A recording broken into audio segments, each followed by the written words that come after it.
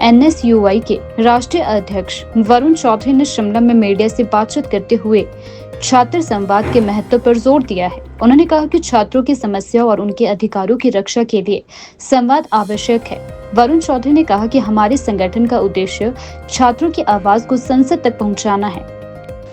उन्होंने यह भी बताया कि एनएसयूआई ने विभिन्न विश्वविद्यालयों में छात्र संवाद कार्यक्रम आयोजित किए हैं ताकि छात्रों की समस्याओं को सुना जा सके और उनका समाधान किया जा सके। उन्होंने आगे कहा कि हमारी प्राथमिकता छात्रों की शिक्षा, सुरक्षा और उनके अधिकारों की रक्षा करना है।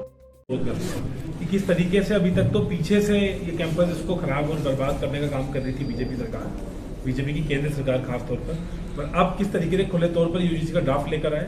उस ड्राफ्ट में ये है कि यूनिवर्सिटी का वाइस चांसलर से लेकर प्रोफेसर बनने के लिए कोई भी एकेडमिकल बैकग्राउंड काउंट नहीं होगा। तो किस तरीके का एक छल करने जा रहे हैं, कुछ सोची समझी साजिश के तहत सिर्फ अपनी सोच के लोगों को बिठाने के लिए यूनिवर्सिटीज के अंदर ये पॉलिसी लेकर आ रहे हैं, ड्राफ्ट को लेकर आ रहे हैं। इस ड्राफ्ट का एनएसयूआई देश भर में विरोध करती है और जब तक ये ड्राफ्ट वापस नहीं हो जाते इसको हम लागू नहीं होने देंगे। देश भर में एनएसयूआई तमाम कैंपस में इसका विरोध करेगी। आज छात्रों ने भी अपनी समस्याएं बताई, कुछ छात्रों ने जो शॉकिंग चीजें बताई मैं आपको साझा करना चाहूंगा। कुछ कैंपसेस में जब धर्मशाला के कैंपस का बताया तो उन्हें आपको ब्रीफ करेगा कि अगर एनएसयूआई का बैच तक पहना हुआ है तो छात्र को फेल करने की धमकी दी जाती है, उसे फेल करा जाता है एग्जाम। इस तरीके की वो इनकी पॉलिसीज का विरोध ना करें।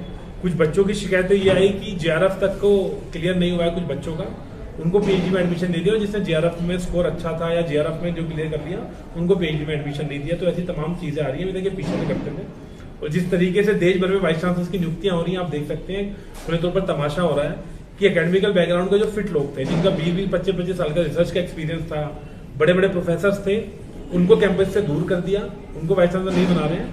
खाली नए लोग आकर जो इनकी सोच के लोग थे उनको वाइस चांसलर बना दिया। तो पूरा एकेडमिक स्ट्रक्चर डिस्टर्ब हो गया है। जिसको शिक्षा के मंदिर को पूजा जाता था, पेरेंट्स अपने बच्चों को भेजते थे कॉलेज यूनिवर्सिटीज में कि आप जाकर अच्छी शिक्षा लें, फिर आप भी जाकर एक एकेडमिक बैकग्राउंड में बड़ा कंट्रीब्यूशन इस देश में करें, नेशन बिल्डिंग करें। लेकिन आप उल्टा कर रहे हैं लोग कि ऊपर लेकर नीचे तक स्ट्रक्चर पूरा डिस्टर्ब कर रहे हैं। और आप मानेंगे अगर उस यूनिवर्सिटी का वाइस चांसलर ही नॉन एकेडमिकल बैकग्राउंड का होगा तो उस कैंपस की क्या हालत हो जाएगी, जिसको हम अनसेफ कैंपस बोलते हैं। खाली एकेडमिकल ये डिस्टर्बेंस नहीं होगी, तमाम डिस्टर्बेंस हो जाएंगी।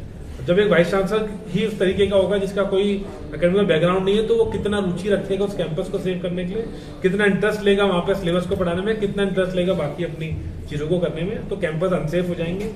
ये ड्राफ्ट की वजह से काफी और तमाम चीजें हो जाएंगी। तो हम खुले तौर पर एनएसयूआई देश भर में इस ड्राफ्ट का विरोध करती है, यूनिवर्सिटी ड्राफ्ट का। इसलिए आज हम हिमाचल के अंदर भी आए। पता है एलजी आके बार बार क्या करते हैं, गवर्नर क्या कर रहे हैं, आपको खुले तौर पर तमाशा। ये बात एक बार गवर्नर से करिए कि आप क्यों बार बार डिस्टर्ब कर रहे हैं। अगर नाम नहीं मिल रहा तो मैं आपको बताता हूँ 24 घंटे में मैं आपको नाम लाके दे दूंगा यूनिवर्सिटी का कौन वाइस चांसलर, सबका एकेडमिकल कौन डिजर्विंग कैंडिडेट बनता है। लेकिन गवर्नर साहब को दिक्कत हो जाती है, दिल्ली से फोन आ जाता है। इसलिए आप देखेंगे जो हिमाचल का फंड था वो फंड कितना कट कर दिया। ये ओपन ऑन रिकॉर्ड आप देखेंगे, हिमाचल का पैसा हिमाचल से छीन लिया जा रहा है जानबूझकर, क्योंकि उनको पता है कि अगर हिमाचल को फंड दे दिया जाएगा तो हिमाचल की सरकार, कांग्रेस पार्टी की सरकार, वो पैसा बच्चों की स्कॉलरशिप में यूज करेगी, ना कि किसी को लोन देने में यूज करेगी।